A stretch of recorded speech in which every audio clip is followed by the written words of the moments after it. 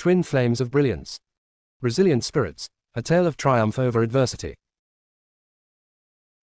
In the forgotten outskirts of Millfield, where autumn leaves gathered in neglected gutters and neighborhood whispers traveled like ghosts, stood the Mercer house. From the outside, the two-story colonial with peeling white paint blended with countless others on Cedar Lane.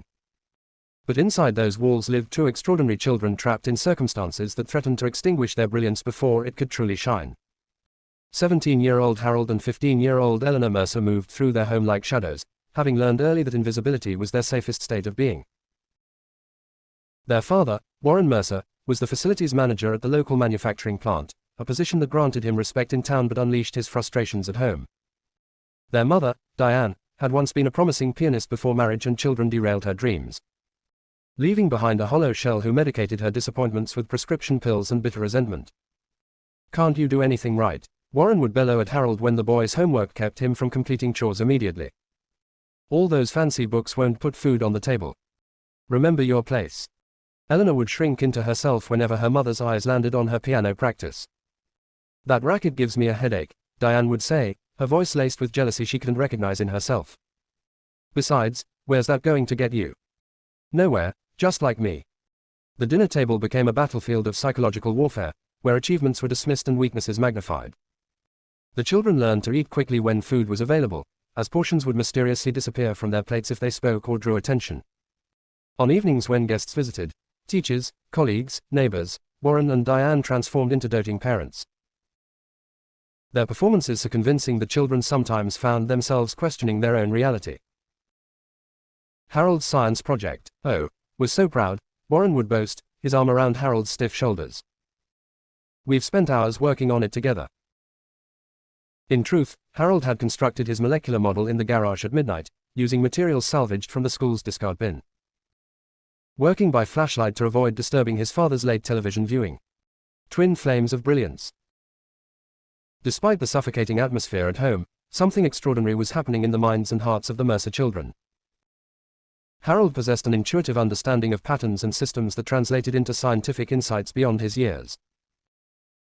At 14, he had developed a method for identifying agricultural contaminants in water samples that earned him regional recognition and a scholarship to a prestigious summer program at MIT. Eleanor's gift manifested through her fingers and voice. She could reproduce complex musical compositions after a single hearing, and when she created her own pieces, listeners found themselves moved to tears without understanding why. Her music teacher, Ms. Abernathy, had begun recording Eleanor's compositions, convinced that history would one day recognize their significance. At school, they were celebrated, their talents nurtured by teachers who recognized their exceptional abilities.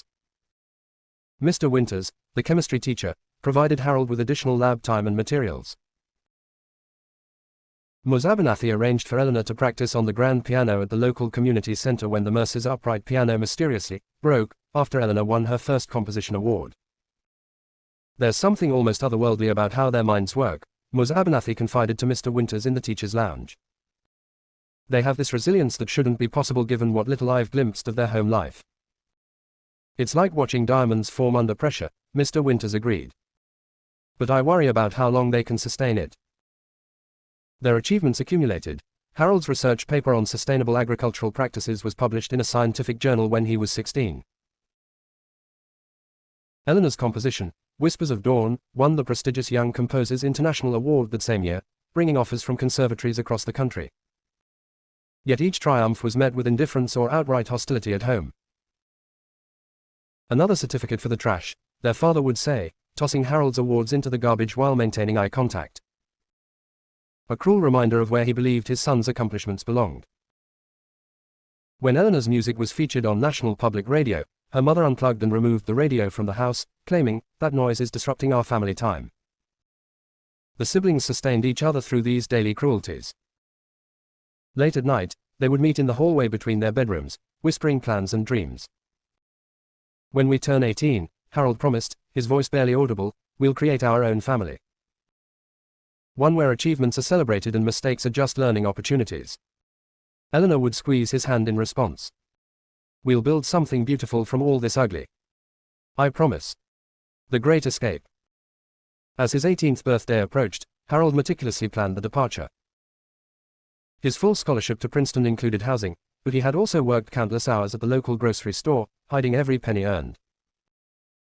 Eleanor, though only 16, had received early admission to Juilliard with a full scholarship that would activate when she turned 17. The logistics were complex. Eleanor would technically remain a minor for another year, but Harold had documented every bruise, every incident of food deprivation, every emotional assault. Ms. Abernathy and Mr. Winters had agreed to provide testimony if needed. And a sympathetic family court judge had signaled her willingness to grant Eleanor emancipated minor status given the circumstances and her exceptional maturity. 2 days after Harold's 18th birthday, when Warren and Diane had left for a weekend with friends, the siblings executed their plan. They packed only what was irreplaceable: Harold's research journals, Eleanor's compositions, photographs of each other, and a few keepsakes that had belonged to their kind-hearted grandmother before she passed. They left a detailed letter explaining the departure and Eleanor's intent to file for emancipation. Copied to their teachers and a lawyer Harold had consulted through an online pro bono service for abused minors. What they hadn't anticipated was the media attention. A reporter covering Eleanor's most recent musical achievement discovered the emancipation filing and connected it with Harold's scientific breakthrough that had recently attracted attention from environmental agencies. The story caught fire. Wonder siblings escape house of horrors, the headlines read.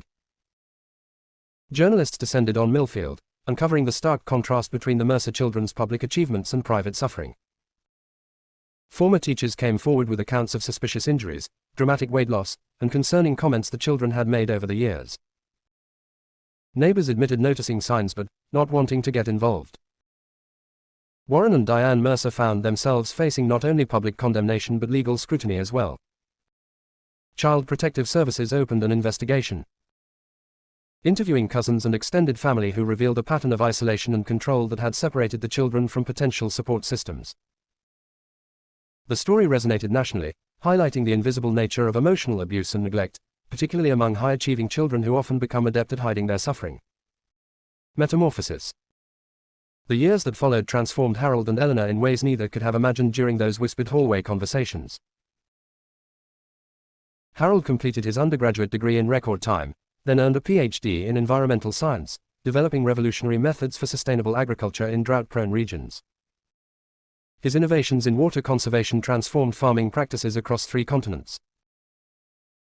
Eleanor's music evolved into compositions that critics described as transcendent explorations of human resilience. Her symphonic work, Shadows into Light, became the soundtrack for a documentary about childhood trauma survivors, bringing attention to the invisible wounds carried by millions. Together, they established the Phoenix Foundation, providing comprehensive support for gifted children from abusive environments. The foundation offered not only educational opportunities but also psychological support, mentorship, and legal assistance for minors seeking emancipation from dangerous home situations. Harold, now Dr. Harold Mercer, surprised himself by discovering a profound capacity for nurturing. Initially intending to remain childless, fearful of perpetuating cycles of harm, he found himself drawn to fostering children with exceptional abilities who had survived trauma. Over 15 years, he fostered 23 children, eventually adopting 7. His home became known as the Lighthouse, a place where wounded brilliance could heal and flourish. "My father taught me exactly what not to do," Harold explained in a rare interview. "Every day, I ask myself what he would have done in any situation with my children, and then I do the opposite." Eleanor married composer and conductor Benjamin Whitman, their partnership producing not only 3 biological children but also groundbreaking musical therapy programs for trauma survivors. Their collaborative composition, Healing Harmonies, became standard treatment in therapeutic settings worldwide. Their career trajectories continued to defy expectations. Harold's environmental engineering firm, Sustainable Futures, revolutionized water conservation technology, while Eleanor's music transcended classical boundaries to create an entirely new genre that critics called emotional architecture in sound. Both siblings became billionaires before 40, but lived modestly, channeling their wealth into expanding the Phoenix Foundation's reach. They established scholarships, research grants, and therapy centers, creating a network of support that eventually served millions of children worldwide. The reunion. 20 years after their escape, Harold and Eleanor organized a gathering unlike any other. The event, held at Eleanor's estate in Vermont, brought together every child who had passed through their care, those fostered, adopted, or supported through the Phoenix Foundation. Nearly 300 people assembled under maple trees in full autumn glory, their lives testament to the transformative power of love and opportunity. Among them were doctors, artists, teachers, scientists, and parents, each carrying forward the legacy of nurturing that had saved them. In an unplanned moment that brought many to tears, the gathered children, now adults, presented Harold and Eleanor with a monument to be installed at the Phoenix Foundation headquarters. Two bronze figures, backs pressed together, faces turned upward toward a soaring phoenix, inscribed with words from Eleanor's childhood journal. From ashes of neglect, we rise not broken but forged anew, our scars testament to fires survived. As twilight descended, Harold stood beside his sister, watching their extended family, this magnificent tapestry of lives they had touched, and whispered, "We did it, Ellie. We built something beautiful from all that ugly." Eleanor, her composer's hands now showing signs of age, squeezed his hand just as she had during those midnight hallway meetings of their youth. "No, Harry, we built something magnificent." Epilogue: The Ripple Effect. The Mercer siblings' story continues to inspire generations. Their biography, Resilient Spirits, became required reading in social work and education programs nationwide. The documentary, Rising Phoenix, The Mercer Legacy, won an Academy Award for its unflinching yet hopeful examination of transcending childhood trauma. Warren and Diane Mercer, confronted with the consequences of their actions, took divergent paths. Warren, unable to face his reflection in the public mirror, retreated into bitter isolation until his death. Diane, however, underwent extensive therapy, eventually publishing A Mother's Reckoning, a painful self-examination that became an important resource for parents struggling with their own unhealed wounds. In their 70s, Harold and Eleanor established the Reconciliation Initiative, creating pathways for estranged families to heal when possible, and to find peace when reconciliation proved impossible. The initiative acknowledged that while some family bonds can be mended, others must be released, and that either outcome can lead to healing.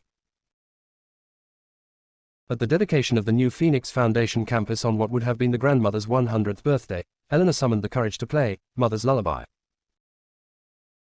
a piece she had composed but never performed publicly, a complex musical journey through anger, grief, longing, and finally, forgiveness. Harold, watching his sister's hands move across the keys, reflected on their journey from that house of shadows to this moment of light. They had not merely survived, they had transformed their wounds into wisdom, their pain into purpose, their trauma into transcendence. And in doing so, they had proven that sometimes the most beautiful gardens grow from the most barren soil, that darkness can be the beginning of dawn, and that even in the most neglected corners, extraordinary spirits can flourish, not because of their circumstances, but in magnificent defiance of them.